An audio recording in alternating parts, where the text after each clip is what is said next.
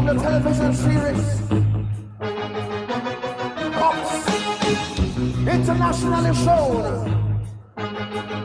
Hey. Well, I had been working at the newly combined 911 comm center, and Carla was a reserve with the Grand Junction Police Department. Then when I started at the sheriff's office, Carla started in the jail. And we got to talking and found out we had a lot of things in common.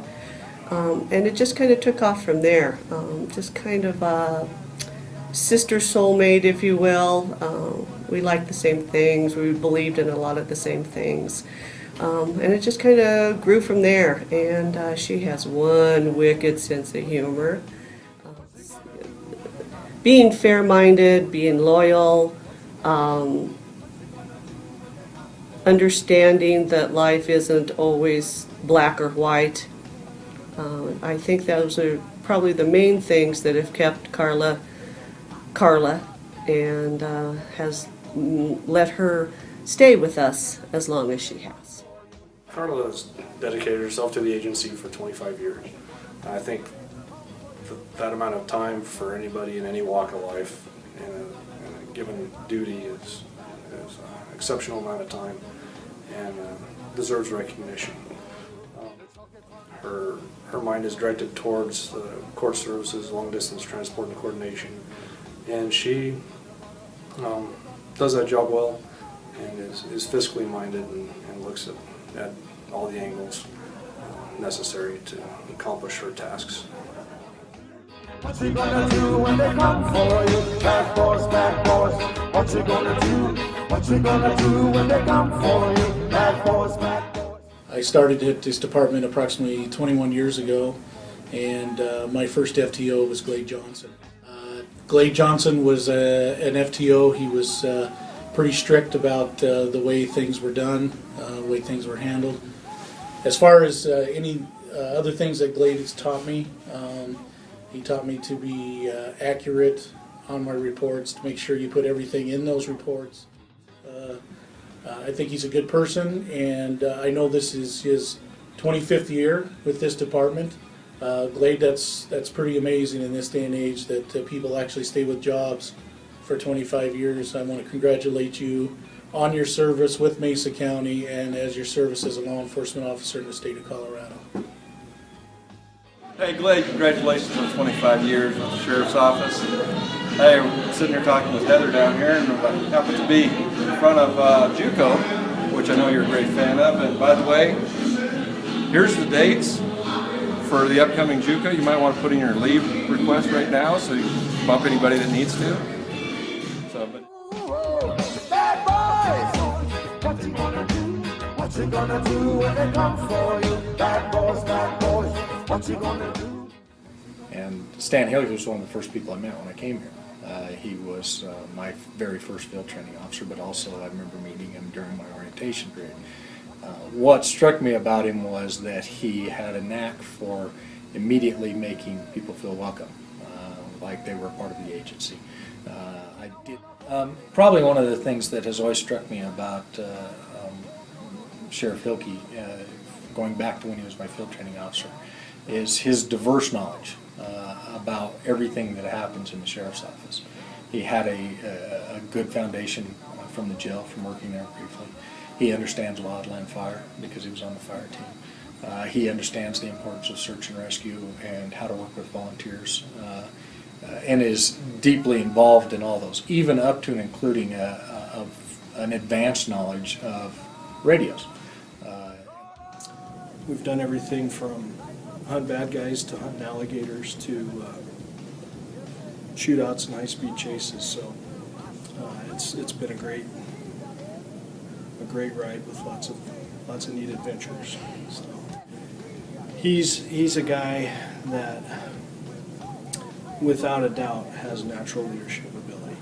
People are just drawn to him, and he's the biggest guy in the room, without being arrogant and over the top. But clearly, people recognize the fact that he's a leader, and throughout my career, throughout the 20 years that I've been here, all the different assignments that I've worked were with him, patrol, SWAT. When I was a trainee, I never doubted for an instant that when he was there, things were under control. You have to get up pretty early to catch the sheriff on a bad day where he hasn't thought of all these things and puts it all together. It's day-to-day patrol activities, SWAT issues, management issues, or the leadership of this agency. He's a natural at it, and to me, it puts to bed that argument about whether there's, I guess it's really not an argument, but there's clearly people that are born leaders, and he's that guy. So. What you gonna do? Bad boys. How will you ever do? Bad boys. Both Darrell and Craig, in some respects, were cut from the same bolt of cloth in that they're both have tremendous humility. One thing that I've always respected and admired about both of them is that their loyalty to the organization and the job that they were doing superseded their own personal ambitions as they worked for the sheriff's office. The other thing is the humility of their service. I think that's anytime someone in public service has that kind of humility, people are well served. Both Craig and Darrell had that quality. If you talk to Craig, for instance, who I've known Craig since we graduated from high school together, essentially, and he's always been an individual who valued truth way far beyond anybody that I think I even know. He's just honest. I hate to say honest to a fault, but he's just the poster boy of honesty and integrity, and that's the way he's lived his life. And Darrell and Craig both have those qualities. And then lastly is, in a day and age when people's careers are short with any specific organization, people change jobs and so forth.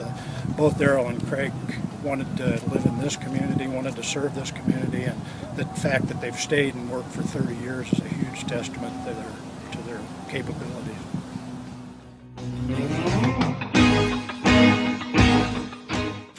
I can only remember, we're talking a long time ago here, the ability he had to talk to people. I can remember one specific incident where we had to take a guy from the old jail, get him onto the airplane, and take him over to Pueblo. And with Darrell and I and John Hakes in the holding cell, trying to get this guy ready, and somehow or another I got pushed against the wall. Darrell was on the other side, and we finally got that guy all wrapped up. But anyway, after that incident, Darrell ended up going to transport. He was there for years, flew on the aircraft with numerous flights, numerous times. And then he stayed at the courthouse, and obviously then ended up where he is now, took the civilian position. What you gonna do when they come for you? Bad boys. He's been in the jail now for probably about 12 years. Probably one of the most loyal, dedicated people. He's always here. In fact, so loyal, he loses vacation every year, which is something I give him a hard time about. But got a funny story that happened a while back, shortly after I took over in 2003. I remember Craig and myself and Russ Kendall went back to talk to an uncooperative inmate in maximum security, and Craig walks in first, and we walk in behind him, and he's talking with this guy, and he gets involved in these conversations that go on forever. And Russ and I finally looked at each other and said, "He's got this," and we left. And this guy wasn't really too cooperative the whole time, and Craig turns around at one point and sees that he's all by himself, that we'd already walked out the door, and he didn't know we'd even left. So he'll never let us forget that. But 30 years of service, he kind of reminds me of a guy named Milo Vig that was here for many, many years, worked in all areas of the agency. I guess I can tell Craig the only thing he's not going to be able to do is retire twice like Milo did. So congratulations, Craig, on your 30 years. What you gonna do? What you gonna do?